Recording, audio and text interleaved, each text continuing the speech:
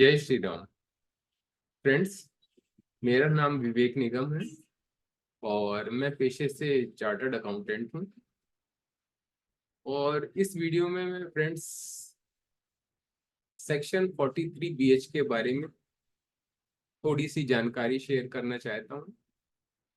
साथ ही ये कहना चाहता हूँ कि चूंकि मेरा वीडियो हो सकता है प्रोफेशनल्स भी देख रहे हों, स्टूडेंट्स भी देख रहे हों या क्लाइंट्स भी देख रहे हों, और हो सकता है कि उनके ओपिनियन में और मेरे ओपिनियन में कुछ डिफरेंस हो। तो ये मेरा हम्बल उनसे रिक्वेस्ट है कि वो अपना ओपिनियन मुझे बताएं, और ज़रूरी होगा तो मैं अपने ओपिनियन में सुधार करूंगा। तो फ्रेंड्स, चलिए शुरू करते हैं। तो फ्रेंड्स, जैसा कि हम लोग जानते हैं कि जो MSME सेक्टर है अपना, वो कहीं ना कहीं इंडियन इकोनॉमी की बैकबोन है।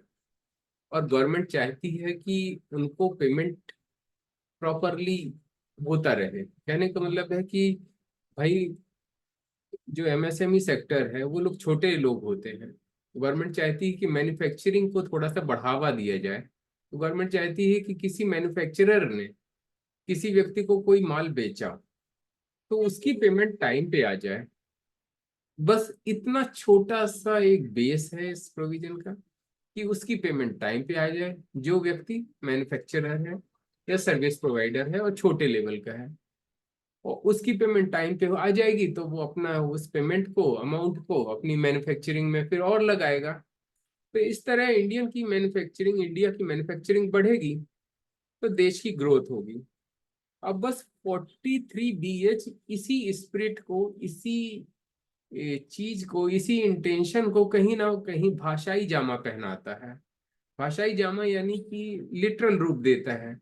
हम चाहते ये हैं कि छोटे लोगों की पेमेंट ना रुके, छोटे लोगों के पास पैसा आता रहे, वो जो है अपने बिजनेस में फ्लरिश करे, ताकि छोटे छोटे उद्योग ही आगे चलकर बड़े उद्योग बनते हैं। तो गवर्नमेंट का बेसिक जो थीम है 43BH के बारे में, वो ये है। अब इस एम को पूरा करने के लिए तरह तरह के रूल्स बनाने पड़ते हैं, प्रोविजंस बनाने पड़ते हैं।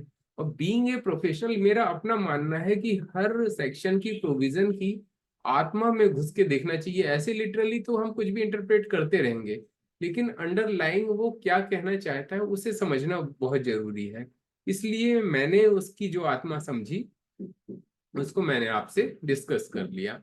अब चलिए चलते हैं, प्रोविजन क्या है। सबसे पहले कि ये किन लोगों के लिए बनाया गया है। ये अभी हाल एट प्रेजेंट सिर्फ माइक्रो एंड स्मॉल यूनिट्स के लिए बनाया गया है। अभी ट्रेडर्स इसमें कवर नहीं है। ठीक है, यानी कि वो लोग जो कि माइक्रो एंड स्मॉल यूनिट्स में कवर होते हैं, मीडियम को भी इसमें कवर नहीं किया गया, क्योंकि मीडियम का कैपिटल इन्वेस्टमेंट कम से कम 50 करोड़ या टर्नओवर 250 करोड़ से होता है। तो इससे 50 करोड़ से पहले और टर्नओवर 250 करोड़ से पहले वाले जो क्राइटेरिया है, पहले उनकी ही बात कर ली जाए। गवर्नमेंट मेरी ख्याल से ये चाहती कि आप यदि अभी खुद ही अंबानी है, अडानी है, तो आपके पास पैसे की क्या कमी है। तो आपको पेमेंट थोड़ा डिले मिल गई तो कौन सा दिक्कत आ गई। लेकिन ये जो छोटे मैन्युफैक्चरर है ना, ये किसी चीज को सेल कर रहे हैं, चाहे वो गुड्स को सेल कर रहे हो, बना के सेल कर रहे हैं, सर्विस को सेल कर रहे हैं, तो इनकी पेमेंट टाइम पे आ जाए। इसलिए अभी सिर्फ इन पे एप्लीकेबल है। यानी कि मैं ये कहना चाहता हूँ कि ये प्रोविजन अभी मीडियम यूनिट्स पे नहीं एप्लीकेबल है। ये प्रोविजन एट प्रेजेंट ट्रेडर्स पे भी एप्लीकेबल नहीं है। हो सकता है कि कुछ दिन बाद ऐसा प्रोविजन आ जाए कि इसमें ट्रेडर्स भी इंक्लूड कर लिए जाए, लेकिन फिलहाल ट्रेडर्स को इसका बेनिफिट नहीं दिया गया है। यानी कि ट्रेडर्स अभी कोई माल बेचेंगे तो उनको 43BH का बेनिफिट नहीं मिलेगा। यानी अभी हाल उनकी पेमेंट जैसी आती थी वैसी आती रहेगी। 43BH का जो डंडा है सिर्फ अभी माइक्रो और स्मॉल यूनिट्स के बेनिफिट के लिए चलाया जाएगा। तो ये चीज इंपॉर्टेंट आपको कवर की कि सिर्फ micro and small units cover है, मीडियम कवर नहीं है, और ट्रेडर्स कवर नहीं है। अब बात आती है कि ये प्रोविजन किस डेट से एप्लीकेबल है। तो देखिए, ये प्रोविजन जो एज ए टैक्स ऑडिटर, तो हम लोग इसकी एप्लीकेबिलिटी जो है इफेक्टिवनेस के लिए यदि पॉइंट ऑफ व्यू से देखें, तो ये हमें 31 मार्च 2024 को इसकी इफेक्टिवनेस चेक करनी है। और लेकिन ये एप्लीकेबल है 1 अप्रैल 2023 से। कहने का मतलब है कि यदि किसी व्यक्ति ने माइक्रो और स्मॉल इंटरप्राइजेस से गुड्स या सर्विस यदि 1/4/2023 से पहले ली थी और उसका पेमेंट अभी तक नहीं किया है, तो 43BH उसका कुछ नहीं उखाड़ पाएगा, मतलब कुछ, sorry for the offensive language, यानी कि 43BH उस पर एप्लीकेबल नहीं है। लेकिन 1/4/2023 के बाद किसी पर्सन ने गुड्स या सर्विस ली है माइक्रो या स्मॉल यूनिट से, तो उस पे 43BH एप्लीकेबल है। और इसकी एप्लीकेबिलिटी या इफेक्टिवनेस कहें तो हम चेक करेंगे किस डेट को, 31 मार्च 2024 को, या अगले साल एप्लीकेबल जैसे ये रहता है तो 31 मार्च 2025 को चेक की जाएगी, फिर 31 मार्च 2026 को चेक की जाएगी, इसी तरह आगे ये चलेगा। अच्छा, जब मैं कहता हूँ कि इसकी इफेक्टिवनेस चेक की जाएगी, तो मेरा मतलब क्या है? इफेक्टिवनेस से मेरा मतलब ये है कि जैसे हम लोग टैक्स ऑडिटर हैं, तो जब हम टैक्स ऑडिटर की तरह काम करेंगे तो हम देखेंगे कि जो हमारा क्लाइंट है, सपोज करिए कि उसका टर्नओवर है मान लीजिए 2 करोड़, तो हम कहेंगे कि ठीक है, आप अपने क्रेडिटर्स की लिस्ट लाइए, उस लिस्ट में हमें बताइए कि कौन कौन से जो क्रेडिटर्स हैं वो एमएसएमई है। एमएसएमई यानी कि जब मैं कहता हूँ तो मेरा मतलब अभी हाल 43BH के रेफरेंस में कि हम ये पूछेंगे कि कौन से माइक्रो और स्मॉल यूनिट्स हैं, क्योंकि इनकी पेमेंट टाइम पे होना चाहिए। तो हमें क्या करना होगा कि माइक्रो एंड स्मॉल यूनिट्स की हमें ऐसी लिस्ट बनानी होगी कि जिनकी पेमेंट ओवर ड्यू है 15 दिन या 45 दिन से पहले। अब 15 दिन या 45 दिन को मैं आगे थोड़ा सा क्लेरिफाई करता हूँ, लेकिन इनको एक स्पेसिफाइड डेट के बियॉन्ड भी इनका पेमेंट नहीं हुआ, वो सारे क्रेडिटर का हम टोटल कर लेंगे और वो सारा अमाउंट उस क्लाइंट के नेट प्रॉफिट में ऐड कर देंगे। कहने का मतलब है कि वो जो भी पेमेंट था, जो भी क्रेडिटर्स थे, उनको चूंकि टाइम पे पेमेंट नहीं किया गया, तो वो जो है अमाउंट, जितना अमाउंट का बना, वो उसके नेट प्रॉफिट में as a income, taxable income की तरह जुड़ जाएगा। तो अब टैक्सेबल इनकम की तरह जुड़ जाएगा, ऑब्वियसली उस पे हाई टैक्स ब्रैकेट पे तो आएगा ही आएगा, ये एक इम्प्लाइड चीज है कि करीबन उस पे 30% जो है टैक्स लगना ही लगना है। तो ये एक हार्श प्रोविजन है, मतलब गवर्नमेंट चाहती है कि भाई माइक्रो एंड स्मॉल यूनिट्स वालों को आप पे कर दो, अदरवाइज आपकी एक प्रकार से ये लोग परचेज ही डिसअलाउ कर रहे हैं। क्योंकि आप देखिए, आप परचेज करते हैं तो परचेज को डेबिट में डालते हैं और सेल को क्रेडिट में डालते हैं। अब इन्होंने इनकम को उतनी परचेज से बढ़ा दिया जो आपने एमएसएमई वालों से की थी, माइक्रो एंड स्मॉल यूनिट वालों से की थी, और उनका पेमेंट नहीं किया, तो इन्होंने ये परचेज को परचेज मानी नहीं। तो उतनी इनकम जितनी बढ़ गई उस पर आप अभी टैक्स दे दीजिए। तो आप कहोगे लेकिन हमें कौन सा उनका पैसा खा जा रहा है, हमें पेमेंट तो करनी ही है ना। तो गवर्नमेंट कहती है ठीक है, तो जब पेमेंट आप कर रहे हो ना तब उसकी डिडक्शन ले लेना, तब उतने से आप प्रॉफिट कम कर लेना। कहने का मतलब है कि जो है आपको बेनिफिट उस साल में दिया जाएगा जिस साल आप पे कर दो। और यहाँ पे एक चीज मैं आपके संज्ञान में लाना चाहूंगा, कि जो 43B था, सेक्शन 43B, 43B तो ये कहता था कि आपने उस साल पेमेंट नहीं भी किया, even if you make the payment even on or before the due date, you would be allowed the deduction from for the relevant financial year। कहने का मतलब है कि उस फाइनेंशियल ईयर में डिडक्शन मिल जाती थी आपको 43B में, यदि आप रिटर्न फाइलिंग की डेट से पहले भी पेमेंट कर देते थे। लेकिन यहाँ ऐसा नहीं है, यहाँ ऐसा है कि आपको 31 मार्च तक ही पे करना है। तो जो चीज मैंने यहाँ पे कवर की ये, कि आपको 31 मार्च तक ये पेमेंट कर देनी है, अदरवाइज आपकी इनकम इंक्रीज हो जाएगी। और आप जब पे कर देते हो तो आपने जब भी पेमेंट करनी है उसकी आपको डिडक्शन मिल जाएगी। ठीक है फ्रेंड्स। अच्छा, एक बात मैं इसमें और कवर करना चाहूंगा कि इसमें कैपिटल एसेट इंक्लूड नहीं है। कहने का मतलब है कि यदि किसी व्यक्ति ने माइक्रो एंड स्मॉल यूनिट वालों से कोई कैपिटल एसेट खरीदी, तो वे स्टॉक तो है नहीं, तो वास्तव में वो परचेज अकाउंट P&L के थ्रू तो रूट ही नहीं हुआ, वो तो रूट हुआ अपना बैलेंस शीट में, आपने डायरेक्ट जाके एसेट खड़ी कर दी, उसका बेनिफिट आपको डेप्रिसिएशन के रूप में मिल जाएगा। तो ऐसी एसेट जो कि कैपिटल एसेट के रूप में आपने कैपिटलाइज कर ली है, परचेज कर ली है, और उसका पेमेंट नहीं भी किया है, तो वो अमाउंट आपकी इनकम में ऐड नहीं किया जाएगा, वो अमाउंट आपकी इनकम में ऐड नहीं किया जाएगा। ये प्रोविजन उन्हीं चीजों के लिए है जो आप स्टॉक की तरह शो करते हो। व्यापारी के स्टॉक में शामिल है, परचेज के थ्रू रूट किया हो, स्टॉक में हो सकता है ना भी शामिल हो, परचेज में तो आया ही होगा क्योंकि उसने परचेज की है। तो कहने का मतलब है कि उस परचेज को डिसअलाउ कर रहे हैं, कहने का मतलब है वो डेबिट को डिसअलाउ कर रहे हैं, इस तरह इनकम बढ़ा रहे हैं। लेकिन कैपिटल एसेट की परचेज, कैपिटल एसेट की जब आपने परचेज की तो पी एंड एल में वो डेबिट हुआ ही नहीं, इसलिए कैपिटल एसेट उसमें कवर नहीं है। ठीक है। अब इसमें एक चीज और आती है कि सब लोगों में अधिकतर कोशिश होगी कि वो एमएसएमई बन जाए, मतलब उनका प्रॉपर रिकॉग्निशन हो जाए कि हम भी एमएसएमई हैं। तो ये एमएसएमई है कि नहीं है, ये कैसे चेक किया जाएगा? तो फिलहाल गवर्नमेंट ने ऐसा कर रखा है कि जो एक सिंपल सी चीज होती है, आपने देखा होगा उद्यम सर्टिफिकेट 5-7 मिनट में रेडी हो जाता है। फिलहाल only this is the conclusive proof that you are a micro or a small unit or not।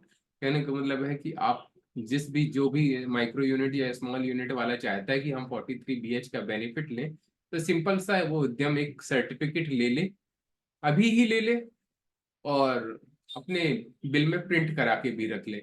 अच्छा एक चीज और, अब इस माइक्रो एंड स्मॉल यूनिट वाले सोचेंगे कि सर अभी तो हमें पता नहीं था, किसी भी वजह से हमने अभी सर्टिफिकेट लिया ही नहीं।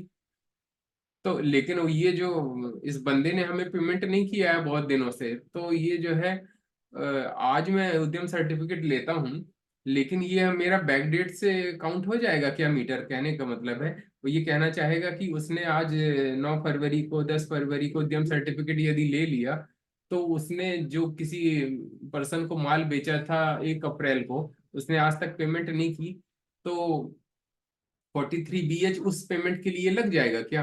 तो मेरा अपना पर्सनल ओपिनियन है कि ऐसा नहीं लगेगा, क्योंकि जिस डेट को जिस डेट को उसको एमएसएमई का दर्जा मिल गया था बाय मींस ऑफ उद्यम रजिस्ट्रेशन, उस डेट से उसको बेनिफिट उसको मिलेगा। यानी कि यदि किसी क्लाइंट ने 9 फरवरी को अपना उद्यम सर्टिफिकेट बनवाया हुआ है, तो 9 फरवरी के बाद जो वो सेल करेगा, मतलब 9 फरवरी के बाद माइक्रो एंड स्मॉल यूनिट ने यदि अपना उद्यम सर्टिफिकेट बनवा लिया है, तो उसको 9 फरवरी के बाद जो माइक्रो एंड स्मॉल यूनिट ने किसी पर्सन को सेल की, अब उसका पेमेंट नहीं आ रहा है, तो वो 43BH का बेनिफिट ले पाएगी। बेनिफिट ले पाएगी यानी यहाँ पे बेनिफिट उसको क्या है, थर्ड पार्टी का जो नुकसान है वही उसके लिए बेनिफिट है। यानी थर्ड पार्टी को जो है पैनल प्रोविजन जो 43BH का लागू होगा, वही उसके लिए बेनिफिट होगा। उसके लिए अदरवाइज जो पुराने जो पेमेंट्स हैं, जब उसका उद्यम सर्टिफिकेट ही नहीं बना था, तो उसके ड्यूज के लिए क्या करे, तो उसके ड्यूज के लिए वो क्या करे, वही जाए तो वो एमएसएमई समाधान पोर्टल जो है, जो काउंसिल बनी हुई है, उसमें केस फाइल अपना डाल दे, और जो भी देखे कि केस का डिसीजन क्या होता है। तो 43BH का बेनिफिट मेरे पर्सनल ओपिनियन से तभी मिलेगा जब आपको आपके नाम उद्यम सर्टिफिकेट बन चुका हो। तो अच्छा ही ऐसा है कि MS micro and small units वालों को मैं इवन सजेस्ट भी करना चाहूंगा कि सारे बिल्स में, इनवॉइस में, हर जगह अपना जो है एमएसएमई का जो उद्यम सर्टिफिकेट का रजिस्ट्रेशन नंबर है उनको डाल लेना चाहिए। इससे क्या होगा कि उनकी ही प्रोटेक्शन रहेगी। अच्छा रहेगा कि वो लोगों को पता चलता रहेगा कि भैया ये एमएसएमई वाले हैं, अदरवाइज क्या पता उसको जो है पेमेंट, वो बेचारा एमएसएमई हो, फिर बाद में उसको दिखाना पड़े कि भाई हमको पेमेंट कर दो, अदरवाइज आपको दिक्कत होगी। तो पहले ही से प्रिंट करके रखो ताकि ये सब दिक्कतें ना हो। अच्छा फ्रेंड्स, एक आध जो चीजें छोटी छोटी सी मैं जो है कवर अभी नहीं कर पाया, लेकिन मैं फिर भी उसको, वो चूंकि चीज इंपॉर्टेंट है इसलिए कवर करना चाहता हूँ कि ये 15 दिन और 45 दिन वाली बात जो मैंने बोली थी कि वो क्या है।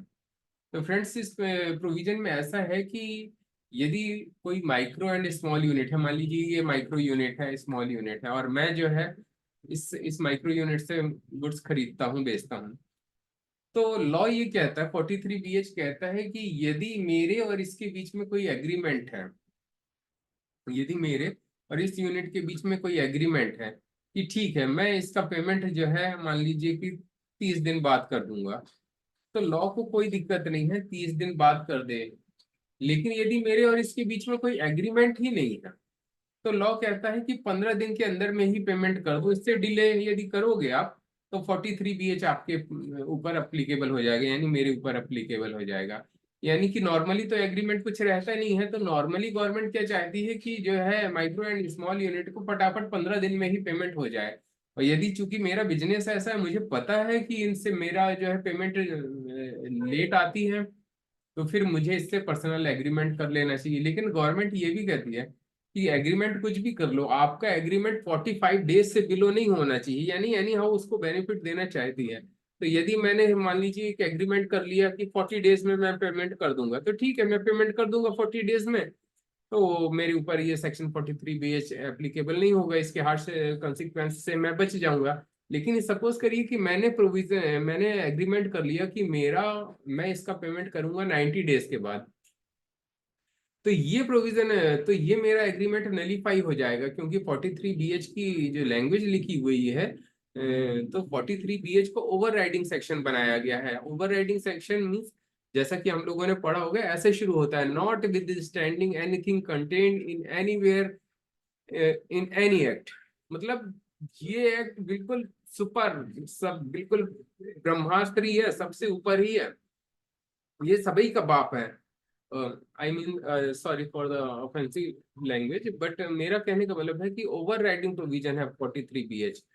तो ये जो कहेगा वो होगा, तो इसने सारे एक्ट को ओवरराइट कर दिया है, तो वो ओवरराइट कर दिया है, तो ऐसा होगा। तो इसी तरह इस तरह मैं ये बात कर रहा था कि यदि आपने 100 डेज की पेमेंट का एग्रीमेंट कर दिया, तो वो जो है वैलिड नहीं होगा, 45 डेज के अंदर ही आपको पेमेंट करनी है। अच्छा, अब एक चीज और आपके दिमाग में आ सकती है कि पेमेंट की बात करी कि 45 डेज में करेंगे या 15 दिन में करेंगे, तो मतलब मैं सेलर हूँ, मान लीजिए ये एमएसएमई वो माइक्रो या स्मॉल यूनिट है, तो मैं कहूंगा कि ऐसा करो कि देखो भाई, मैं तो तुमसे लगातार माल खरीदता ही रहता हूँ, तो ऐसा है कि अब भाई फरवरी वाली पेमेंट मैं नहीं कर पा रहा हूँ। अच्छा, ये चीज आपने नोटिस की होगी कि ये एप्लीकेबिलिटी सिर्फ 31 मार्च को चेक करना है। अप्रैल में मैंने कोई इससे परचेज किया, तो मैं उसको 6 महीने बाद भी कर रहा हूँ, तो लॉ को उसको कोई मतलब नहीं है। यानी ड्यूरिंग द ईयर कितना भी डिले करते रहो, लॉ को कोई मतलब नहीं है। 31 मार्च को लॉ आके खड़ा हो जाएगा कि 31 मार्च को आपकी डिपेंडेंसी ज्यादा तो नहीं है। तो मान लीजिए हमने फरवरी में कोई माल खरीदा और हम पेमेंट नहीं कर पा रहे, हमें तो पता है, हमने 1 फरवरी को माल खरीदा और हमें पता है कि हम 31 मार्च तक तो पेमेंट ही नहीं कर पाएंगे।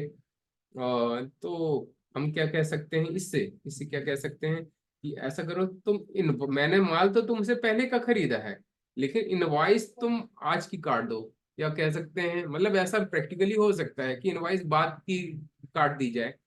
तो ये सारी चीजें ना हो, तो इसलिए एमएसएमई डेवलपमेंट एक्ट में ये सारी सिचुएशन को ध्यान में रखते हुए पहले ही इसे क्लियर कर दिया गया कि जो है 45 डेज वगैरह जो काउंट किए जाएंगे, वो उसको इनवाइस से कोई मतलब नहीं है। उसको इस बात से मतलब है कि गुड्स इसने आपको कब दे दी।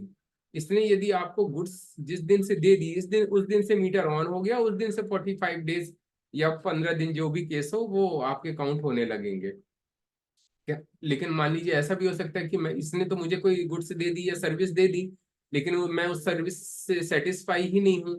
तो वो एमएसएमई डेवलपमेंट एक्ट कहता है कि अच्छा, यदि आप सेटिस्फाई नहीं है, तो आप ऑब्वियसली आप कोई ऑब्जेक्शन फाइल करेंगे कि भाई अभी तो आपका काम ही पूरे नहीं हुआ, मैं इससे कहूंगा और मुझे ऑब्जेक्शन है, अभी ये तो आपकी सर्विस ही नहीं कंप्लीट हुई, गुड्स में इतनी प्रॉब्लम है, इसको रिटर्न करो, सर्विस ये कंप्लीट दो, ऐसा वैसा कुछ भी। तो जो भी मुझे ऑब्जेक्शन फाइल करना होगा इसके केस में, वो रिटर्न ऑब्जेक्शन मुझे फाइल करना होगा। रिटर्न इन द सेंस कि जब आप कोर्ट में जाते हैं तो आपने देखा होगा ये जो हम मेल करते हैं, जो व्हाट्सएप करते हैं, सारी चीजें एविडेंस की तरह यूज होती हैं। तो कहने का मतलब है कि यदि मैंने ऑब्जेक्शन फाइल कर दिया, तो कि मैंने कुछ ऑब्जेक्शन कर दिया कि भाई अभी आपकी सर्विस नहीं है, तो इन्होंने कुछ सुधार कर दिया, मैंने कहा ठीक है ठीक है अब पूरा हो गया। कहने का मतलब जब मेरा ऑब्जेक्शन नलीफाई हो गया, या जब मैंने गुड्स ले ली तो मैंने कहा कि इतना डिफेक्टिव है, रिटर्न कर लो, तब जब इन्होंने रिटर्न कर लिया तो मैंने कहा ठीक है ओके। तो जिस टाइम मैंने ओके कहा ना, उस दिन से मेरा मीटर चालू हो गया, उस दिन से मुझे इनको पेमेंट कर देनी है 15 दिन के अंदर, यदि एग्रीमेंट ना हो, और 45 डेज से ज्यादा जा ही नहीं सकता कि यदि एग्रीमेंट हो तो। तो इस प्रकार जो है हम गवर्नमेंट चाहती है कि इसकी पेमेंट जो है टाइम पे हो जाए। तो उन लोगों ने क्या वर्ड डाला है कि 45 डेज या 15 दिन का जो मीटर चलेगा ना, वो उस दिन से चलेगा from the date of acceptance और डीम्ड एक्सेप्टेंस। ये चीजें आपको एमएसएमई डेवलपमेंट एक्ट में ये वर्डिंग मिलेगी। अदरवाइज मैं ऐसे दिखाने को तो बहुत सारी चीजें ऐसे मैं स्क्रीन पे दिखा सकता हूँ, but due to shortage of time मैंने उसको शो नहीं किया है। तो वो चीजें जो हैं प्लेस में आ जाएंगी। तो ये सारी चीजें की बेसिक अंडरस्टैंडिंग जो कि मैंने अभी तक आप लोगों से डिस्कस करी। और इसमें आई डोंट थिंक इसके इसमें ऐसा बहुत कुछ है। फिर भी मैं एक दो चीजें स्क्रीन के थ्रू आपको शेयर करना चाहता हूँ। मैं शेयर कर रहा हूँ आपको अपनी स्क्रीन जरा। तो प्लीज ये देखिए, जैसे अपना ये जो है ना मेन चीज क्या है, ये देखिए, ये मेमोरेंडम एक्सप्लेनिंग अपना फाइनेंस बिल है। ठीक है। तो memorandum of explaining finance bill में इसके जो है प्रोविजंस वगैरह दिए हुए हैं। तो ये सारी चीजें हैं इसमें जो है, देखिए ये लिखा हुआ है कि ये it will take effect from 1 April 2000। ये देखिए 1 अप्रैल 2024 से ये इफेक्टिव हो जाएगा। ओके। और इसके बाद वाले ईयर में भी हो जाएगा। ये देखिए, ये जो इसमें यहाँ से यहाँ तक लिखा हुआ है ना, जो मेमोरेंडम एक्सप्लेनिंग फाइनेंस बिल में है, यही इसका क्रक्स है। ठीक है। जो ये लिखा हुआ है, आप मेमोरेंडम आप अलग से पढ़ लीजिएगा, मैं आपका टाइम नहीं बर्बाद करूंगा। और इसके बाद मैं ये आपको दिखाना चाहता हूँ कि ये जो है, ये जो मैंने स्क्रीन में खोला हुआ है, ये एक्चुअली एक मेमोरेंडम है जो एक पहले आ चुका था। और इसमें ये दिया गया था कि जो है कौन कौन सी एक्टिविटीज उसमें एमएसएमई में कवर हैं या नहीं है। इसी तरह इससे ये चीज एक और थी। और इसमें ये कहा गया था कि जो ट्रेडर्स वगैरह है ना, ट्रेडर्स वगैरह, उसको एमएसएमई में मतलब इंक्लूड नहीं किया गया है, सिर्फ प्रायोरिटी सेक्टर लैंडिंग के लिए इंक्लूड किया गया है। तो बहुत सारी छोटी छोटी चीजें हैं। I am not discussing all those things, but major provision जो था वो मैंने आपको एक्सप्लेन कर दिया। वो ऐसी चीजें हैं, यदि आप मुझे कहेंगे अलाउ करेंगे तो मैं, ऐसा नहीं है, मैं वर्ड बाय वर्ड और कॉमा बाय कॉमा भी मतलब यदि चाहेंगे तो एक्सप्लेन कर दूंगा। पर मेन मेन जो चीजें थी, I think I have covered it. और आप लोगों ने मुझे ध्यानपूर्वक सुना, इसके लिए बहुत बहुत thank you. And if you have any suggestion for me, and if you want to correct my language, or if you want to give some suggestion to me that your way of presentation should be like this or that, or we should I should conduct my presentation in a written manner, or partially in written manner, or partially in video mode, or partially in discussion mode, or I should conduct or make the video in the form of discussion mode where one person questions other person and I should reply. Whatever suggestion you want to give me, you can obviously freely give me that, and I will be very obliged to follow those suggestion. तो friends, ये थोड़ा छोटा सा discussion था जो कि मैंने आपके साथ किया।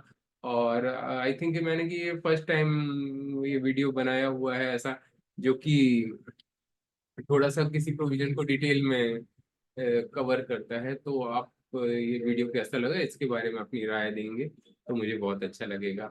गलतियों के लिए क्षमा कीजिए। जय हिंद, वंदे मातरम, जय श्री राम।